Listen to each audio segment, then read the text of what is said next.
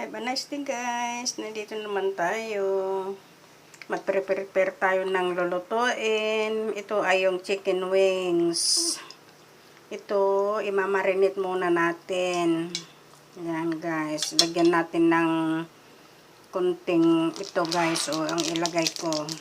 Yan. Yung Chinese style seasoning. Hindi ko lang alam kung basta ito siya. O. Yan. Seasoning.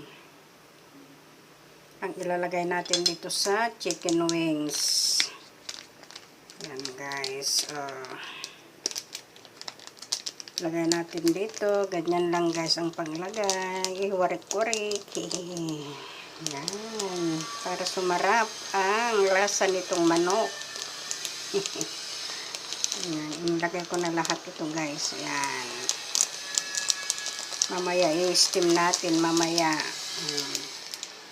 Yan guys, oh, sarap ito guys. Try ninyo. Yan. Ganyan po. Tapos, lagyan natin ng konting asin. Yan guys, yung asin, oh. Yan. Para may lasa. At saka ilagay na rin natin ito, yung grated ginger. Slice ginger pala yan. In-slice ko. Pero grated okay lang din po. Yan. In-slice ko lang yan ng maliliit na kuhan guys. O, yan guys. Para yung mga kapwa kong OFW na gustong pumunta dito sa Hong Kong, may ATS na rin kayo na recipe. Pag Chinese yung amo ninyo, ito maganda rin ito. Isang recipe na rin po guys kung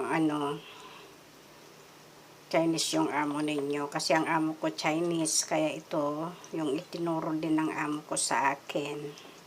Kaya ito rin din yung ginagawa kong lutuin. Kasi ito yung gusto nila din na pagkain.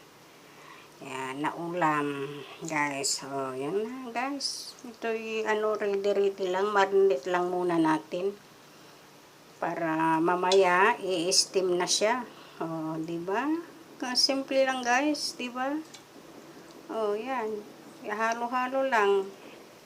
Mamaya i-steam na natin 'yan mamaya. Oh. Anyway, guys, have a nice day ulit. God bless and have a nice day.